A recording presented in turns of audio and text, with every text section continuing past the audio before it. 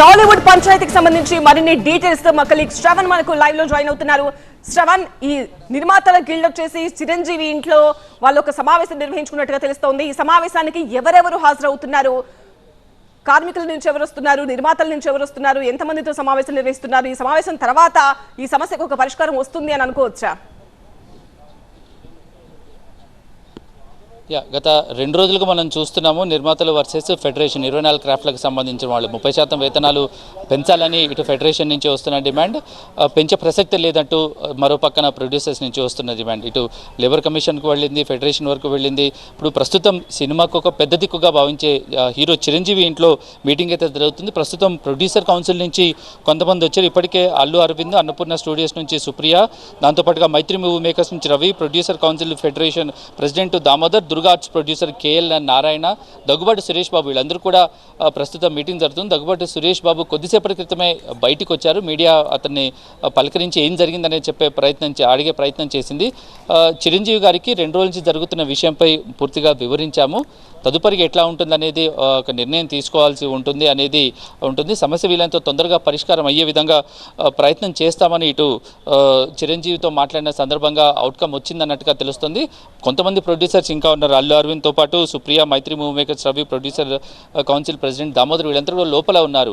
ఏంటి ఇప్పుడు వేతనాల పెంపు జరగకపోతే ఎలా ఉంటుంది, జరిగితే ఎలా ఉంటుంది, ప్రొడ్యూసర్ ఏ విధంగా ఇబ్బంది పడుతున్నాడు అనే అంశం మీద చిరంజీవితో వాళ్ళు చెప్పుకునే ప్రయత్నం చేస్తున్నారు. ఎందుకంటే చిరంజీవికి ఉన్న ఇమేజ్ ఆధారంగా అందరినీ పిలిచి సమన్వయం చేసి ఏదైనా ఒక మధ్య మార్గంగా ఏదైనా ఒక పరిష్కారం తీసుకొచ్చే విధంగా చూడాలనేదే ఇటు ప్రొడ్యూసర్స్ కౌన్సిల్ నుంచి చిరంజీవితో జరిగిన భేటీలో సారాంశంగా తెలుస్తుంది. మరోపక్క ఇప్పుడు పీపుల్స్ మీడియా నుంచి కూడా ఫెడరేషన్కి ఒక నోటీసు వెళ్ళింది. సినిమాని అవసరం అనుకుంటే బయట వాళ్ళ ఆర్టిస్టులను బయట వాళ్ళ నుంచి టెక్నీషియన్స్ తీసుకొచ్చి మేము తేల్చుకుంటాము, పని చేయించుకుంటాము, రైట్ టు వర్క్ దాన్ని ఆపేందుకు హక్కు ఎవరికీ లేదు అని ఒక లీగల్ నోటీసు ఫెడరేషన్కి ఇచ్చారు. ఎందుకంటే ఈ 24 క్రాఫ్ట్లు ఎవరైతే ఇప్పుడు 30% వేతనాలు పెంచాలని డిమాండ్ చేసిన వాళ్ళ ఆ 24 క్రాఫ్ట్లు కూడా, ఆ క్రాఫ్ట్స్ అన్నీ కూడా ఇదే ఫెడరేషన్ పరిధిలోకి వస్తాయి. కాబట్టి వాళ్ళకు నోటీస్ పంపించారు. ఎందుకంటే రాజాసాబ్ లాంటి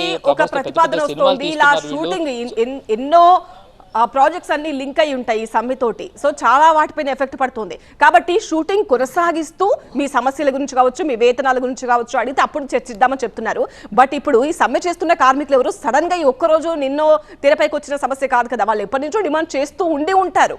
వాటికి సమస్యకు పరిష్కారం రావట్లేదు కాబట్టే సమ్మె వరకు వెళ్లారు. సో ఆ ప్రతిపాదన ఎంతవరకు కార్మికులు అంగీకరించే అవకాశం ఉంది?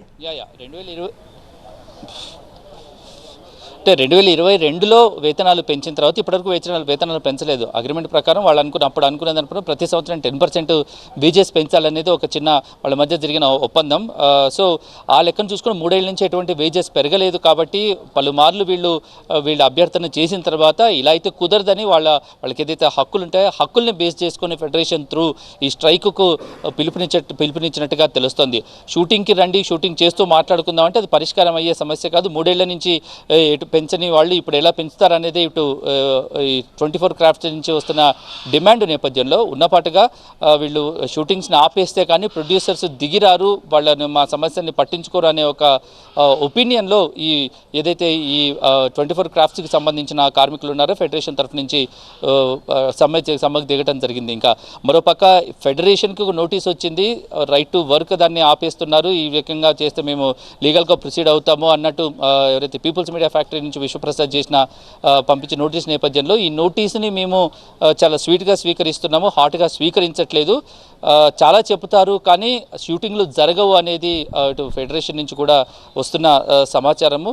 తమను బెదిరించే ప్రయత్నం చేస్తే తాము కూడా చట్టపరంగా ఎంత లీగల్గా వెళ్ళాలో అంత లీగల్గా వెళ్ళే అవకాశాలు ఉంటాయని ఫెడరేషన్ నుంచి వస్తున్న సమాచారం నేపథ్యంలో తర్వాత ఏం జరుగుతుంది అనే ప్రస్తుత ఉత్కంఠ నెలకొంది. చిరంజీవితో భేటీ తర్వాత ఇటు ప్రొడ్యూసర్స్ ఏమైనా కాస్త ఒక మధ్య మార్గానికి వస్తారా, లేదంటే ఫెడరేషన్ నుంచి వాళ్ళని పిలిపించి చిరంజీవి కూడా ఫెడరేషన్ వాళ్ళతో మాట్లాడే ఏమైనా మధ్య మార్గం పరిష్కారం తీసుకొస్తారా అనేది ఇంకా వేచి చూడాల్సిన అంశం.